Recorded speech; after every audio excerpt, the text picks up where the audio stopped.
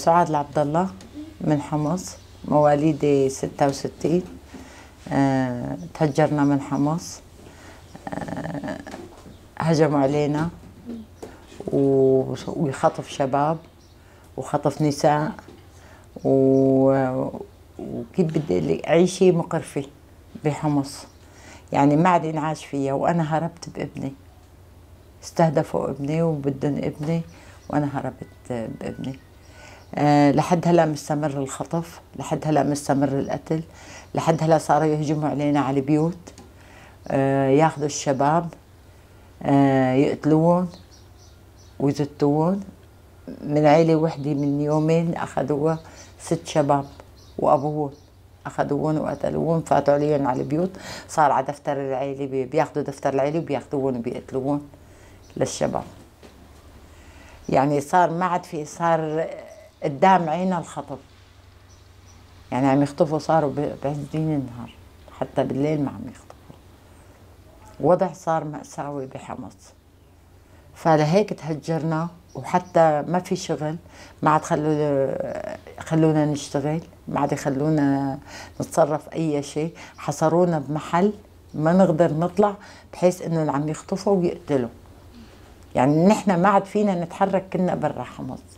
النساء عم يخطفوها وعم ياخذوها على إدلب، واحيانا في ناس عم يقتلوها ويزتوها. يعني لقوا كذا حالة مرة ذاتينا بحمص. عندنا منطقة الوعر، الشباب عم يقتلوها ويزتوها عند منطقة الوعر بحمص. يعني صارت حالات كتير كتير صعبة وبتخوف. يعني شو بدي أعدلك لأعدلك؟ يعني عندنا بوادي الذهب عم يخطفوا وبيقتلوا، عندنا بالزهرة عم يخطفوا ويقتلوا. يعني تقريبا ما راح يضل ولا شاب اذا بدنا نضل على هالحاله مستمرين. بيعرفوا المناطق العلويه. هلا عندنا نحن منطقه الزهره، الارمن، المهاجرين، هي علويه. وادي الذهب عندنا علويه، هاي بوادي الذهب. عرفت شلون؟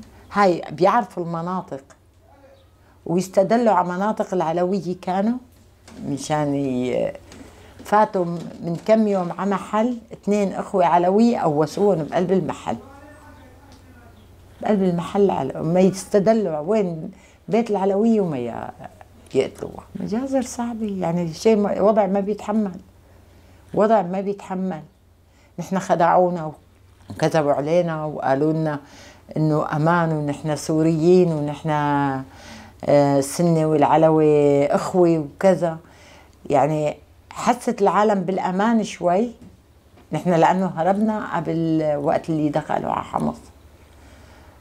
عطوا الامان للشعب وعطوا الامان هيك لحتى حصرونا بمكان واحد. رجعت العالم على بيوتها. هلا صاروا ما يهجروا العالم من بيوتها، ما يطالعوا العالم من بيوتها ويقتلوها. ناس عم يقتلوها، ناس ما يهجروها من بيتها ويقعدوا مكانها.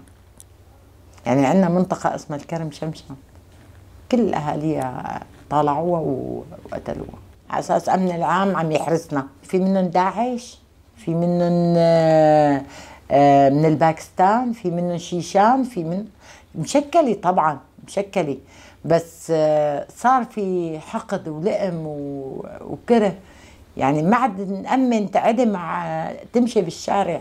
يعني الساعة 6 كل العالم مسكرة بيوتها وقاعدة، ما حدا بيسترجي يطلع.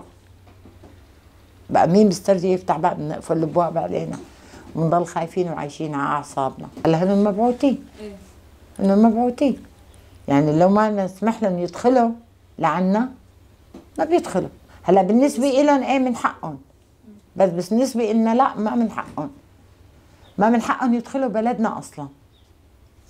بس ما فينا نعمل شيء، ما فينا نحكي شيء. مطالبنا بدنا الامان، بدنا الامان إلنا لاولادنا، بدنا اولادنا تشتغل، بدنا اولادنا تعيش.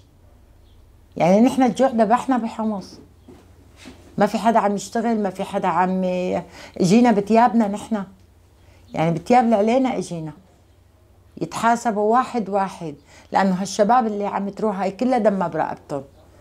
هالشباب اللي بتحرق القلب، اللي عم يذبحوا قدام امهم ويذبحوهم قدام اهاليهم. انا ليش هربت ورحت انا جيت؟ انا خوفي ما يتعرض ابني لاي شيء يضره. بدنا يعترفوا علينا نحن علويه، نحن بس هلا هنن كيف بدي اقول لك، هنن بدهم منطقتهم الهم، يعني بدهم يهجرونا نحن من حمص وياخذوا حمص الهم، منطقه حمص الهم بدهم ياخذوها. عرفتي شلون؟ لهيك هن عم يعملوا كل هالشيء وبدهم يهجروا. هلا ما يحاولوا يطالعوا كل شيء في علوي من حمص مشان ياخذوا حمص. هن يعني هن بالعندهم انه حمص لإلهم، نحن لا، حمص إلنا، ونحن بنتمنى انه نعيش بامان نحن وهنن. نحن ما بدنا هالشيء يصير، لن كان عندنا ولن كان عندهم، ونحن بنتمنى كل شيء نعيش بأمن وأمان ونعيش حياة حلوة مثل ما كنا عايشين بالأول. كنا عايشين مع بعضنا، أكلنا شربنا سوا حتى مع بعضنا، بس هلأ ما عاد في أمان، ونحن عم نطلب الأمن والأمان. بدنا الأمن والأمان بس، ولا نحن ما عاد إلنا قيمة إذا ما انحفظنا بالدستور السوري. ما عاد إلنا قيمة نحن إذا ما انحفظنا بالدستور السوري. بس هن بالعند هلا هن كل تصرفاتهم غلط بغلط. تصرفاتهم بدهم يعملوا الدستور السوري لإلهم، بس ما من حقهم. من حقنا نحن نعيش بالدستور ونعيش وإلنا كلمة وإلنا رأي وإلنا طبعا أمان. أمان الحمد لله، وإن شاء الله بيعم الأمن والأمان على كل سوريا يا رب، وما بدنا غير الأمن والأمان.